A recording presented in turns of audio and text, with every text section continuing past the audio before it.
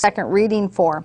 Except the policy and procedure in Maplewood for many, many years has been that if there's an ordinance, that it gets 2 readings before it is enacted as law and published in the paper in the legal notices section to become an ordinance that's enforceable.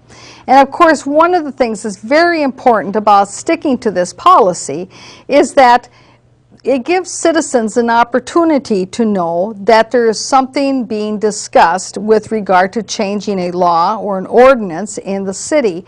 And so if they weren't aware of it by the time of the first reading, they may be more likely to be aware of it by the second reading so that they can put their own input in, that they can contact their council members, that they can do some research, and that they can come to the council meeting and talk about it. And it just makes for better lawmaking because you can have an opportunity for community input, and you're more likely to hear if there are maybe drawbacks to it. And there have been examples in Maplewood where an ordinance went through the first reading and the majority of the council voted for it, with the minority of the council not voting for it. In the meantime, between the first reading and the second reading, more information came out, research was gathered, other kinds of considerations came to the forefront, and by the second reading, that the results of whether or not it should be enacted as law actually switched. And so that the majority of the people who originally were for the ordinance in the first reading actually changed their minds, and by the second reading decided with the minority that it wasn't a good law to enact, and so the ordinance never passed its second reading. So that is an example of how it has happened in Maplewood before, and a good reason why it's important to stick to the public policy of having 2 readings for every ordinance to go through before they become law. It gives the council and the community more opportunity to discover and decide whether or not it is good law to be made or not. So let's continue on with our film footage. I know we have only about 10 minutes left of the program. Citizen Survey Report. John, are you actually doing this for us? Yes. Okay. You better. Well, make it happen then, or make it so, as they say in the 15 minutes. second generation. 15-minute presentation ready to go. I told him I'll do 5 and he could fill the other 10. Under Mr. Antonen's request and direction, I did draft and distribute a citizen survey at the beginning of April and closed it out at the beginning of June for Parks and Rec Department to gauge citizen concerns and their satisfaction with the Parks and Rec Department in general. I yielded a total of 173 countable results. Many results had to be omitted due to paradoxical answers. People that would say that the MCC was really great, but then they'd admit that they've never been there, or vice versa, that they say the parks were terrible and they've never set foot in one. So I had to get rid of those just for, because they were just completely throwing off the stats. The total return back is a 0.4% share of the. Now, of course, this is a gentleman who is presenting documentation of a survey that he conducted. And, of course, this survey, as you'll hear as we move into this, of course, wasn't very, didn't have a lot of broad answers to it. That there was a limited participation rate. And some of the council members questioned the validity of the survey based on the number of participants in the survey. So let's continue on here, because I think a lot of people are very interested in the parks. And for those of you out there watching this, well, gee whiz, did anybody ask you to fill out a survey? In the city of over just 36,000. You have to pardon me, I spent the last 2 hours before the meeting not getting ready. I was spending it crunching more numbers to refine this further.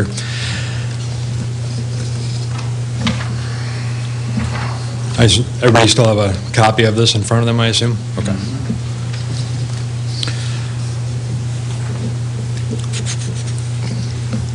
First question, obviously, was, do you own or rent your home in Maplewood?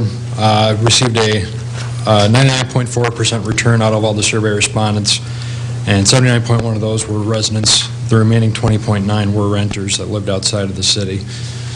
I'm sorry, residents that lived outside of the city. The 79.1 composed both renters and owners. As far as time lived in Maplewood, we got a 99.4% return on that.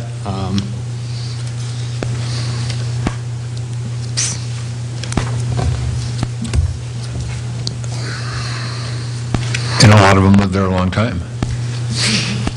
Thank you for asking. Yep. So, of course, one of the questions I have is that, first of all, why don't they have something up on the overhead so that the citizens at home or in the viewing audience at the council meeting can see what's going on?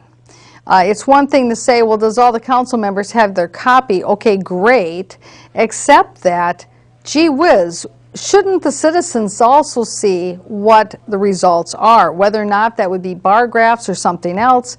But I got to say, my first impressions when I first looked at this and watched this is that it seemed rather unprepared. And you know, it doesn't give a person much confidence that their tax dollar is being spent in a way that is going to actually give any kind of meaningful information from which the council members, who are the public policy makers, are going to be able to decide anything whatsoever. So let's continue and see where it leads us. At this juncture, that's why I see we have people coming in the deal. To look at this, maybe the council has some questions, and then we can have a further, more in-depth portion of this perhaps later on this month or early next month. But there may be some questions that the council has on the study that John might be able to answer, and we can get these people that are in the foyer situated before the council meeting. So, Kathy? Well, first of all, So anyway, well, it was at the end of, I think, at a workshop or something. Well, yeah, you know, we don't have really enough time to go through this half-baked idea anyway. So you council members, take a look at what you got there, and if you got some questions, we'll be able to go ahead and, you know, we'll look at it a little later on. We'll answer your questions. So, and Miss Kathy Juniman, you got some comments you want to fill out the rest of the time here of, you know, something you got to say, and then we'll move on to the next meeting. We didn't really accomplish much, but it was a good thought. Okay, let's take a look at what Councilmember Juniman has to say. cynic, but wherever somebody is what they want, and they don't care what anybody else has. And you know, I want something for kids under 5, and I want something for 9-year-olds, and I want something for 12-year-olds, and I want something for middle-aged people, and I want blah blah blah.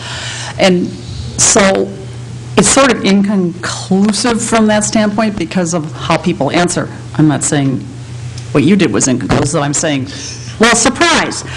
Some rec commission hasn't. So anyway, so Ms. Juniman is surprised at how inconclusive everyone's answers are. Okay, good point. Let's see what else. Dealt with this yet, is that correct?